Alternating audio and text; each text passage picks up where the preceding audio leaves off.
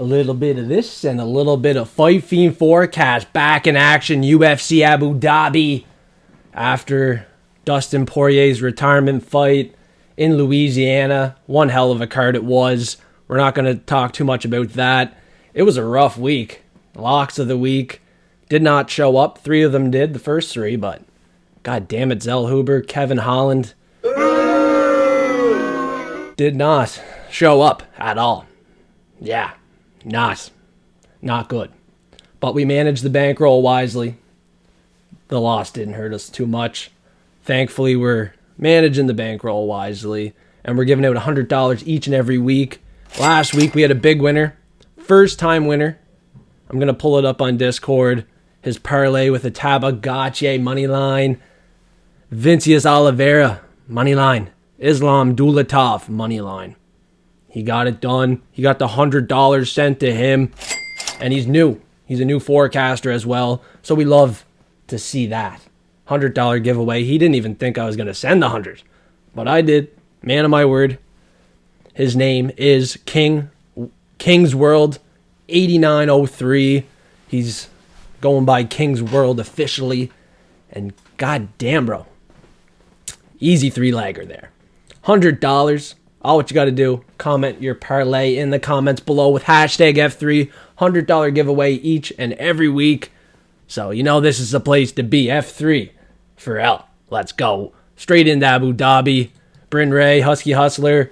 Gonna try to get back into the win column in that $100 giveaway. So make sure you comment below. We got King's World taking over potentially here too. Looking to go back to back.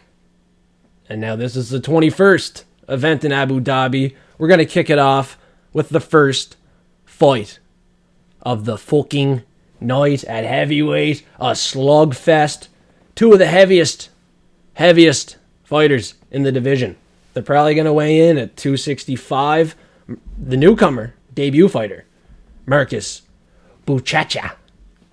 Probably butchered his name, but he's a slight favorite here in his debut, and I think he does get it done. He's going to be in better shape than Martin Buday, I would suspect, and he has a lot of experience. 1 championship. He's grappled Gordon Ryan. He's grappled a lot of big names, and he has a lot of experience outside of MMA, and I think he makes an impact in his first fight of the night. I'm going for Marcus in this one. Martin Buday coming off a win to an undefeated fighter, making his debut. I mean, that was 3 months ago, decision win. I don't think his finishing potential is too high. On the side of Marcus, I would say he is more motivated to get a finish, especially in his first UFC fight. Big signing from the UFC, and I think he gets a big win here by finish, first fight of the night. And he is the favorite in this one here. I expected him maybe an underdog. He's new. People might know about him, but a lot of the average gamblers might not know much about him. Bookies might have had him priced as an underdog was my first initial thought. Seeing him as a 3-1 favorite kind of shocked me, but I won't be surprised when he gets it done here inside of the distance. Second fight of the night, we got Muhammad Yahya fighting out of the United Emirates. Abu Dhabi, native here. But unfortunately, I don't think he's very good. And he's fighting Stephen Nguyen, 9-2. He's fought a lot of times in the UFC promotion, but this is his second fight, and he lost his debut. Fought 3 times on Dana White's Contender Series, and then he finally got the contract. Now I'm starting to suspect, is this guy UFC caliber? Now Stephen Nguyen here. Why does it say 9-2 for him? I thought he lost twice on Dana White's Contender Series. Oh yeah, he got the win, and it wasn't impressive enough. Yeah, he didn't impress Dana. He won a decision versus a guy 5-0.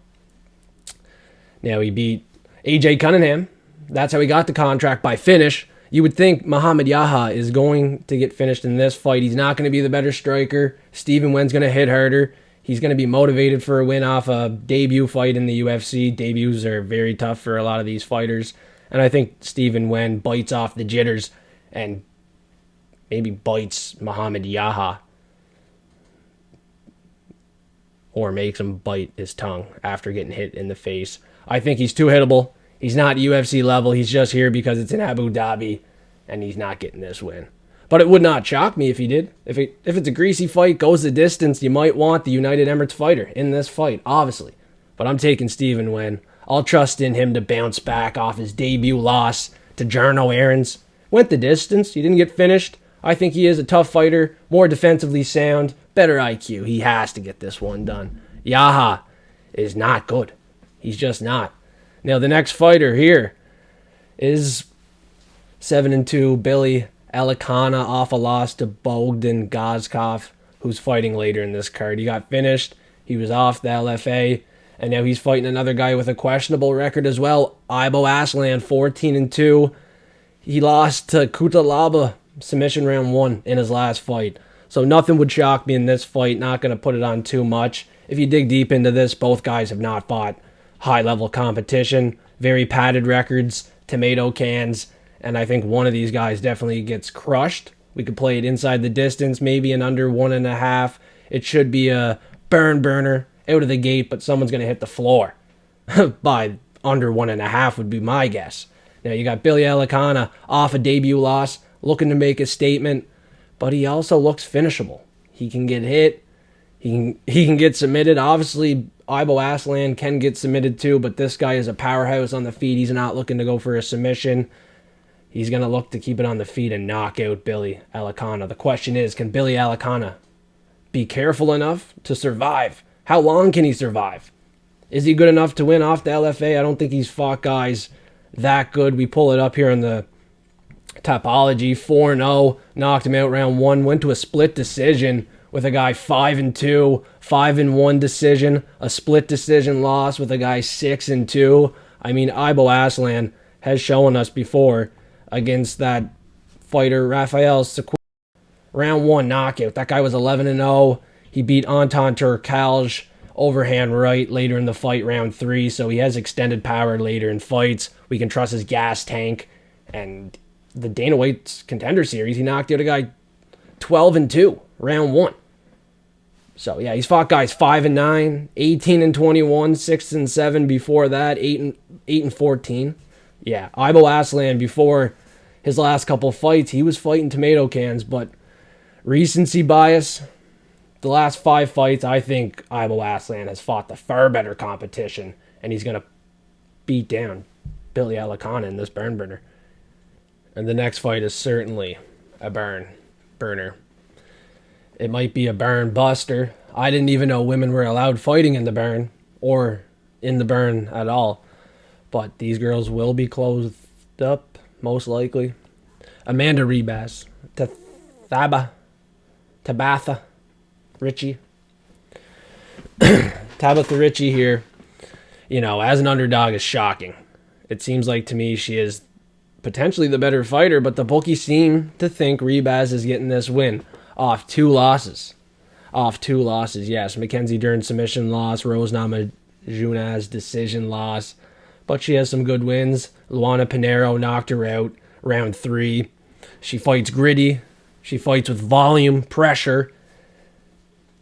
It's a low confidence pick. I'll pick the favorite, but in a women's fight, I've been taking the underdog. This would be one you just take the baby shark, Tabatha Ricci, for the win, plus money. Women's MMA. Let's be real. But I'll agree with the bookies. 5-inch reach advantage for Amanda Ribas in this fight. More motivated for the win. Tabatha just lost 1 fight. Ribas, on the other hand, lost three fights out of her last 4. Yeah, she needs to win more than Tabatha Ricci, unfortunately. I expect her to fight very gritty, fight with a ton of volume, and she is well coached. And I think she'll be coming into this fight with a good game plan to stop Tabatha Ricci and her takedowns. The baby shark might be swimming when she's getting hit on the feet. Ribas is hopefully coming for the win here in this one. She is priced as a favorite. I'll slightly agree with it. I don't advise you to bet it, though. It's women's MMA. Let's be real here. We got Damone Blackshear next versus Davey Grant. And I'll call a spade a spade. I think Blackshear looks like he can get knocked out in almost every fight he is in. But on the other hand, he can submit a lot of guys. And he has a lot of different submission opportunities. So when guys have opportunities on the ground, you kind of want to lean that way, especially if they can get the takedown. But in this fight, I don't really know if Blackshear can take down Davey Grant. And getting to the takedown might be tough. Davey Grant is dangerous. That's his nickname. Davey Dangerous Grant. It's his nickname for a reason. He is 14-7. But he's 39 too, 9 years older. But he will fight for your money. He will stand and bang for your dollar. And I think he might do it as an underdog in this fight. Get it done here. He's won his last 2 fights, I believe. Ramon Tavares in that last one. He looked good. Doesn't seem to be fading. That's another thing. He's 39. He seems to be improving rather than fading as he's getting older. It's his experience. He's fought more experienced fighters than Blackshear. Blackshear's on a win streak of his own. But unfortunately, Davey is super dangerous, and I'm picking him to win. Now, Davey has only won his last fight. Before that, he took a loss by split decision to Daniel Marcos, 14-0 undefeated. A loss before that was to Adrian Yanez, split decision as well. So in his losses, he's hardly losing. Split decision. He's making the fights close. And he seems to be improving as he's getting older. He put out a Sunsao by a submission. He has a submission upside as well. I think he can defend the submission in this fight. Blackshear has one path to victory. We all know what it is. Get a takedown, go for the submission. He won a unanimous decision in his last fight to Alatang Hali. Unsuccessful with that submission. So I wouldn't be banking on this favorite for a submission win over Davey Grant. You got to respect his last 2 losses. Yanez split decision. And then you got the undefeated Daniel Marcos. Took him to a split decision. I thought Davey Grant won the fight. He gets better later in the round as well. I think Blackshear is in trouble if he does not get this fight to the ground early. So if you're looking to bet Blackshear, probably round 1 submission. If not, it's going to bust. That's my official call on this one here. The next one is a tough fight to predict. Unfortunately, Muslim Salikhov is 10 years older in this one. And it's becoming less tougher to predict his fights. He's fighting Carlos Leal, who seems to be getting a setup fight here to get the win. A spot to kind of showcase his abilities. He went to a close fight with Rinya Fakhretdinov, probably deserved the win, bounced back after that, and his last fight, unbelievable, round 1 KO, Alex Morono. I think he easily can put it on Salikhov in this fight, who can beat down lower-level competition, guys like Keenan Song, Andre Fiallo. But this is Carlos Leal, well-respected by the bookies here as well, 10 years younger, like I mentioned, 4-inch reach advantage. It's going to be hard to believe if he cannot get this one done. As, you know, this is his 3rd fight in the UFC. He's 1-1. I expect him to go 2-1 in the UFC. 21st event in Abu Dhabi. Now, Salikhov is well respected, but he's 41, right? He's not like 39, just still kind of hesitant. It seems like at some point he's going to start to fall off a cliff. These guys, you never know when that time is. Sometimes they don't even fall off a cliff. Sometimes it's just time to hang them up. They go off riding into the sunset. This could be the spot. Salikhov is a slick striker, and Carlos Leal has to deal with that. It's going to be a close one. Rinya Fakhretdinov managed to get the win with Carlos Leal, but it was a debut fight for Leal. There's no jitters for Leal. He should be amped up, ready to go in this one. Unfortunately, that win before Keenan Song via spinning heel kick, he went out and won a split decision, barely won the fight, lost 2 fights before that, knocked out to Randy Brown pretty bad, lost a unanimous decision to Nicholas Dalby, and that's kind of what I see Carlos Leal doing to Muslim Salikhov in this fight. Unanimously beating him on the judges' scorecards. That's the official prediction in this one. The next one, the fans could get what they want because Bryce Mitchell is back in Abu Dhabi, and Saeed Nurmagomedov is not going to take this move down to bantamweight lightly. He is a very good test for the first fight for Bryce at bantamweight, 135 pounds. It's a guy that won't be easy to submit, a guy that's tricky on the feet. It should be a very close fight. Another fight that I see going 15 minutes, going to the judges' scorecards, and someone is going to have to show who's better. Now, my pick will be Bryce Mitchell. I think he is obviously going to be the stronger fighter moving down from featherweight. I think he will have more power on the feet. You look at that Barboza fight, it was a while back, but it was kind of like the Dan Iggy fight. He can stand and bang and win a decision. He can get takedowns, control time, and reverse them in this fight. So I think Said Nurmagomedov, a guy that has been hit or miss, lost his last fight, is going to probably miss in this fight. I got to go Bryce Mitchell for the win in Abu Dhabi. Let's go, Bryce. Now, he's pretty scared of Jean Silva. He was a lot heavier than Bryce, apparently. In that last fight, Bryce said those guys are a little bit bigger than him. So now he's going to start to weight bully these guys at bantamweight, I guess. That's what he's going to do, because I expect Bryce to be the bigger frame in this fight. Should be a good move to bantamweight for Bryce, hopefully. I'm kind of a fan, but he needs to kind of tone down on the mic a little. He's a funny guy. Funny guy. So is Bogdan Guskov. He's fucking hilarious. This guy. Underdog of the week, for sure. Not for me, though. Now, Guskov off a win to Billy Elekana. Not that impressive. Not that credible. He's 17-3. He has a good record, but he has shown us against Volkan Ozdemir. This guy can get taken down and submitted as well. Now, I don't know on the feet if he can compete with Krylov. You look at Krylov, 33 years old, only 1 year older in this fight, but a ton more of experience in this one. 2-inch reach advantage, and I don't think the 2-inch reach advantage will really matter, but let me tell you, it could, because the first one to the punch will be the winner in this one.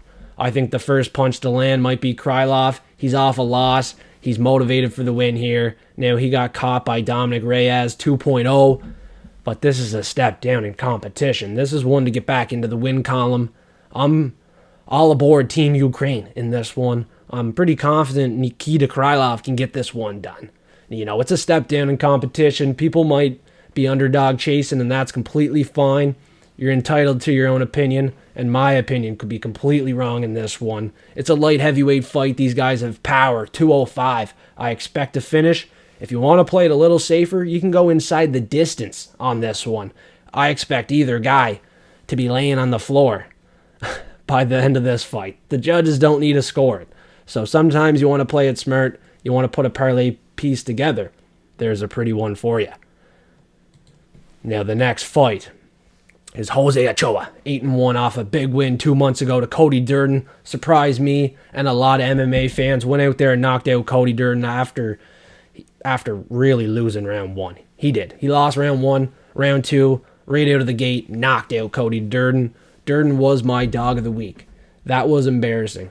Jose Ochoa is really good. My prediction the first time there, 2 months ago, was terrible on him. This time around, I'll give him the respect he needs. The Peruvian is going to go out here, make a promising statement fight against Asu Almabayev, who got knocked out in his last fight only 4 months ago to Manel Kopp. Now it looks like a step down in competition for Asu Almabayev for sure, but I think Jose Ochoa is promising enough, making the right moves in the gym, possibly train with the right guys.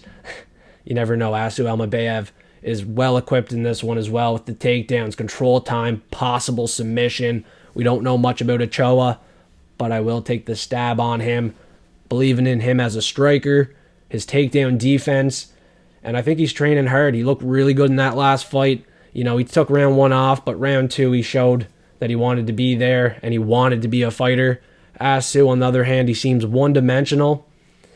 It's submission or bust for him, and I'm not looking to chase a pick based off how he might win the fight. The more likely outcome is Jose Ochoa can stop these takedowns and pick apart Asu Almabayev on the feet. Interesting fight. Obviously, Jose Ochoa is well underrated. Not really. The bookies have this fight 50-50. Kind of shocking. Asu Almabayev has way more experience, and the bookies think this fight is 50-50. We'll see what happens. Ochoa! Now we got the Pirate, Shara, Bullet, Magomedov. off a loss to Michael Venom Page. He gets handed Marc-Andre Barriault, my Canadian. 17-9 Barriault. A power bar, to say the least. This guy can walk forward, throw elbows, haymakers, knock guys out. But he got knocked out to Dustin Stolfus. Dustin Stolfus, man. He took a 3-fight losing streak and he got knocked out in every one of them. All in round 1.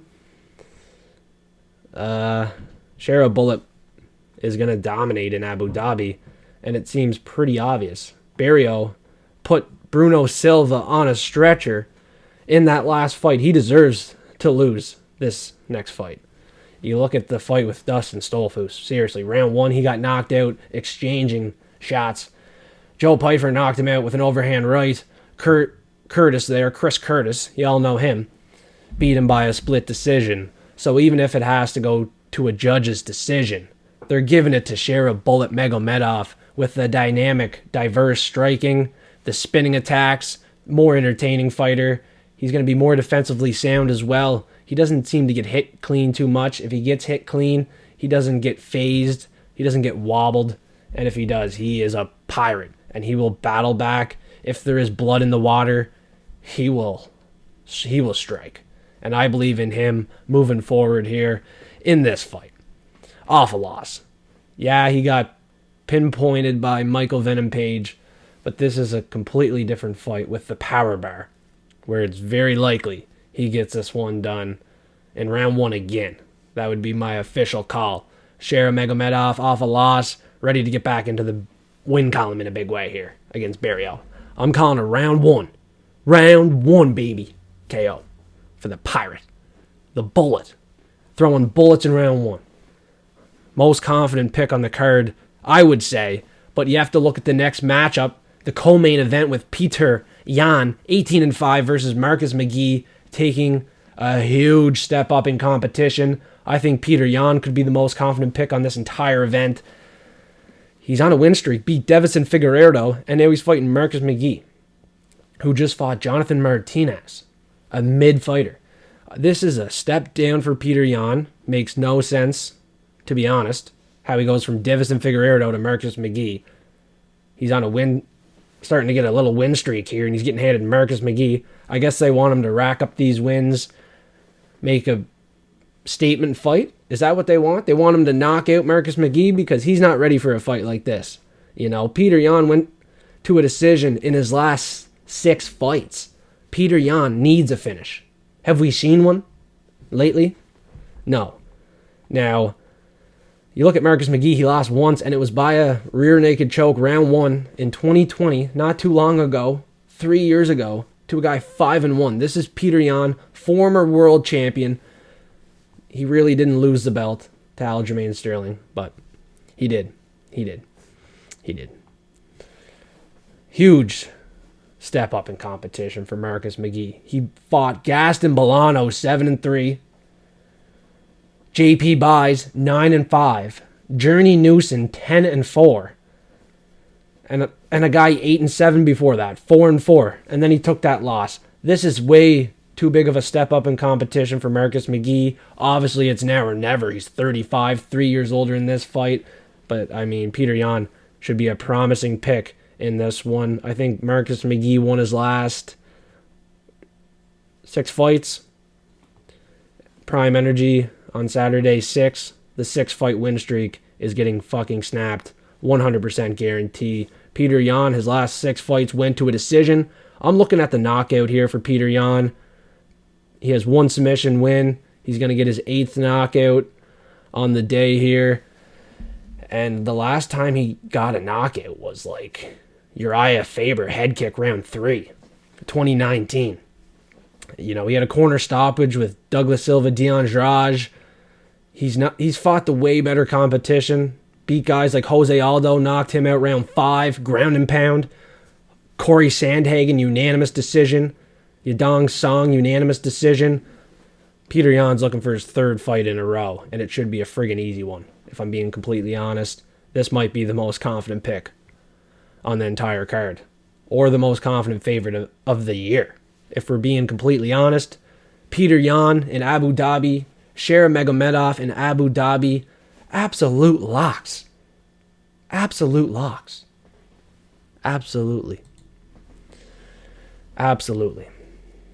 Robert Whittaker versus Reiner de Ridder is absolutely a fight I am looking forward to. Whittaker back in action. Fought 9 months ago here versus Hamzat, one of my favorite fighters. Hamzat did what he was supposed to do. Put him out round 1 with that submission. Hurt Whittaker pretty bad. Wounded him. Broke his jaw, I think. Now, obviously on the ground, Whittaker could get submitted in this fight. Reiner de Ridder has 14 submission wins, going for his 15th submission win. He is well equipped on the feet. Knocked out Bo Nickel in his last fight, round 2. I think he made Bo Nickel quit the sport. Quit the sport? Quit the sport? You know what I'm saying? Has the Riz, has that Riz factor. De Rizzler is what they call him here. De Rizzer. Whatever you want to say. De Rizzler, De Riddler, De Ridder. This guy has the Riz to get the win over Whittaker.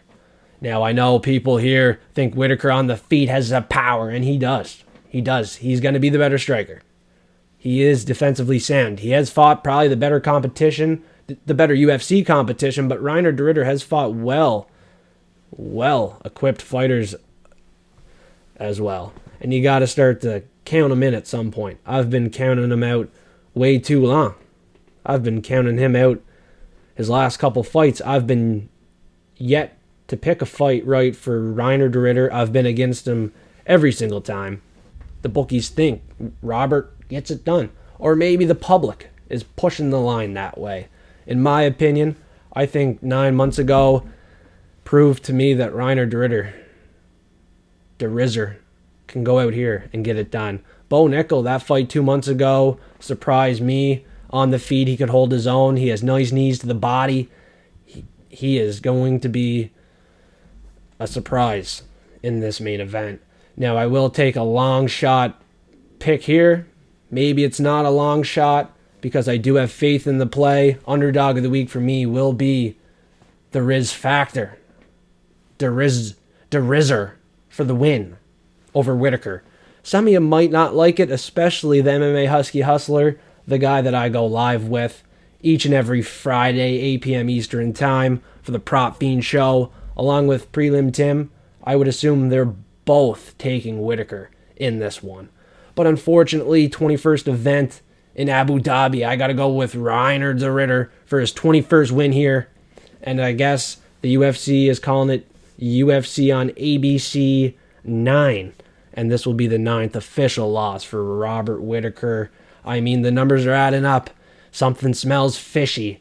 And I'm going to throw the hook in the water and look to pull in another hit. We look at Derek Lewis a couple weeks ago.